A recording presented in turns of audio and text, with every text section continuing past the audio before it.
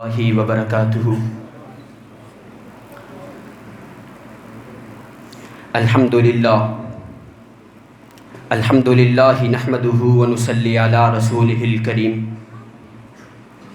اما بعد فاعوذ باللہ السمیع العلیم من الشیطان الرجیم، من ہمزہ ونفخہ ونفثہ، بسم اللہ الرحمن الرحیم۔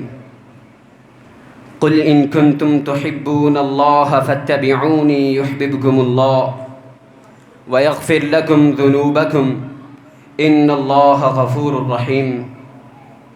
حضرات، اللہ پاک نے اپنے قرآن مجید کے اندر اعلان کر کے فرما دیا، قل ان کنتم تحبون اللہ، اے مومنو اگر تم چاہتے ہو کہ اللہ تم سے محبت کرے، اے مومنو اگر تم چاہتے ہو کہ اللہ تجھ سے محبت کرے، اللہ تجھ سے پیار کرے، اللہ کی محبت تیرے دل میں ہو، تو فرمایا ایک کام کرنا پڑے گا۔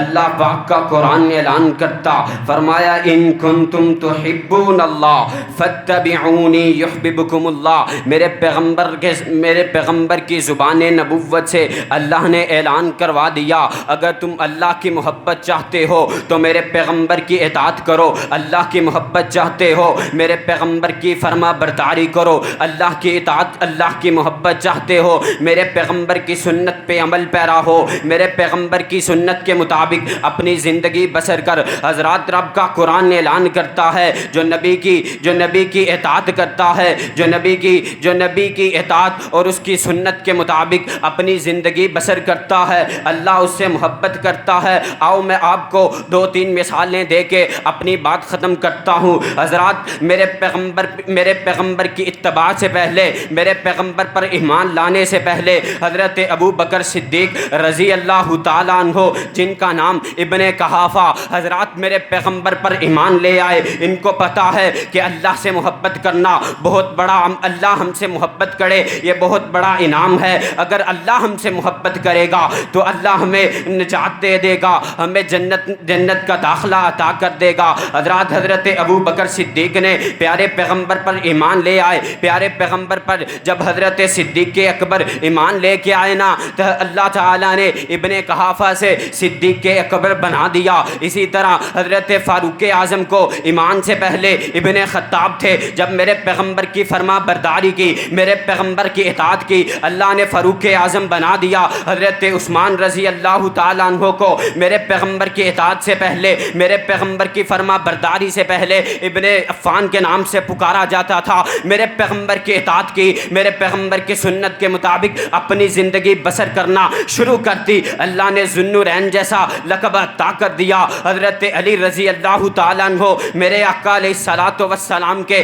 چچیرے بھائی ہیں۔ حضرت علی میرے پیغمبر پر ابھی ایمان نہیں لے کے آئے، حضرت علی کو ابن طالب کے نام سے پکارا جا رہا ہے۔ حضرت رسول اللہ پر جب ایمان لے کے آئے، ان کے بتائی ہوئی باتوں کے مطابق اپنی زندگی بسر کرنا شروع کر دی، تو اللہ نے شیر خدا جیسا لقب عطا کر دیا۔ آج تو بھی اسی پیغمبر کا امتی ہے، آج تو بھی اسی پیغمبر کا کلمہ پڑھنے والا ہے، پھر تجھے کیوں نہیں اللہ نے کوئی عظیم شخصیت بنایا؟ تو بھی تو اسی پیغمبر کی اطاعت کرتا ہے، تو بھی تو اسی پیغمبر کی سنت پہ عمل پیرا ہوتا ہے۔ حضرات، ہم میں کمی یہ ہے، ہم اللہ کے رسول کی اطاعت اچھے طریقے سے نہیں کرتے، ہم اللہ کے رسول کی سنت کے مطابق اپنی زندگی بسر نہیں کرتے، اسی وجہ سے اللہ نے ہمیں کوئی عظیم شخصیت نہیں بنایا۔ حضرات، ہم اللہ پاک کے نبی کی بات پہ نافرمانی کرتے ہیں۔ اسی پیغمبر کا تو کلمہ پڑھنے والا ہو اور تو مسجد میں نہ آئے، اسی پیغمبر کا تو کلمہ پڑھنے والا ہو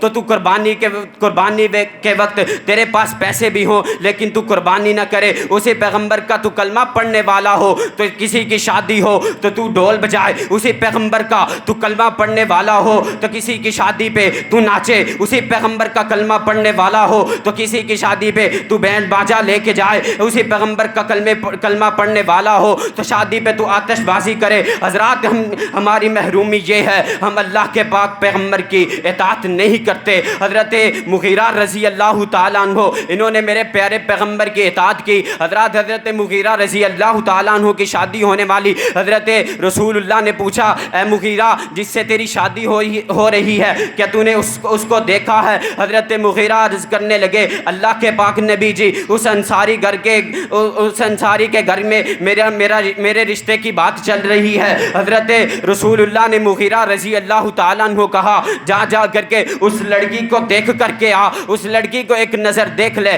حضرت مغیرہ اس انصاری کے گھر چلے جاتے ہیں، جا کر کے کہتے ہیں میں اس لڑکی کو دیکھنے آیا ہوں۔ انصاری صاحب بھی کہنے لگا ہم حیا کا پیکر ہیں، میں اپنی بیٹی کو پردے میں رکھتا ہوں، میں اسے تمہیں نہیں دکھانا چاہتا۔ حضرت مغیرہ کہتے ہیں اے میرے بھائی جان میری بات تو پوری سن لے۔ حضرت مغیرہ نے کہا مجھے حضرت رسول اللہ نے بھیجا۔ حضرت رسول اللہ کی بات آئی، حضرت رسول اللہ کی بات سن کے انصاری صاحب بھی فوراً راستے سے ہٹ گیا، اپنی بیٹی سے کہا اپنا چہرہ مغیرہ کو دکھا دو، حضرت رسول اللہ نے اس کو بھیجا ہے۔ حضرت رسول اللہ کی اطاعت کی، اللہ نے حضرت مغیرہ کو بھی لقب دیا رضی اللہ عنہم ورضوا عنہ۔ حضرات انصار نے میرے پیارے پیغمبر کی اطاعت کی، اللہ نے رضی اللہ عنہم ورضوا عنہ کا لقب عطا کر دیا۔ حضرات ایک صحابی ہاتھ میں سونے کی انگوٹھی پہنی، حضرت رسول اللہ نے دیکھا تو چہرہ سرخ ہو گیا۔ حضرت عمر اور دیگر کئی صحابہ نے کہا تیری وجہ سے حضرت رسول اللہ کا چہرہ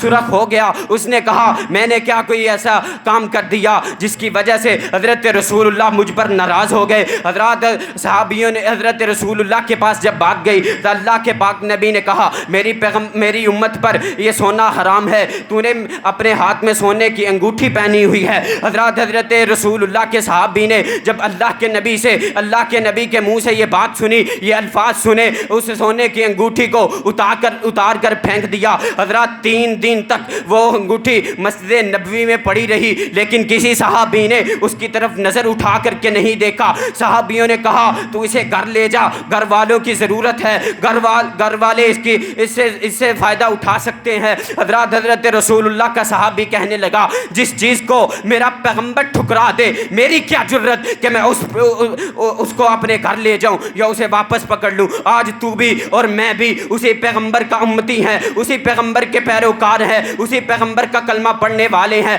لیکن ہم بات بات پہ اس پیغمبر کی نافرمانی کرتے ہیں، اس بات پہ اس پیغمبر پر دغا بازی کرتے ہیں۔ حضرات تو اسی پیغمبر کا کلمہ پڑھنے والا، تو مسجد کو غیر آباد کر کے بازاروں کو آباد کرتا ہے، تو اسی پیغمبر کا کلمہ پڑھنے والا مسجد میں کبھی تجھے آنے کی توفیق نہیں ہوئی تو کلبوں میں جاتا ہے، اسی پیغمبر کا تو کلمہ پڑھنے والا کبھی تو نے روزہ نہیں رکھا اور رمضان میں بھی عیاشیاں کرتا پھرتا ہے، تجھے یہ نہیں پتا کہ رمضان ہے، اگر رمضان آ بھی جائے تو رمضان میں بھی تیری روش اور تیری عادت وہی ہوتی ہے جو کہ عام دنوں میں ہے۔ حضرات اللہ سے دعا ہے کہ اللہ تعالی ہمیں اپنے پیارے پیغمبر کی زندگی کے مطابق اپنی زندگی بسر کرنے کی توفیق عطا فرمائے، ان کی سنت کے مطابق اپنی زندگی اور زندگی کے باقی تمام سارے معاملات پیارے پیغمبر کی سنت کے مطابق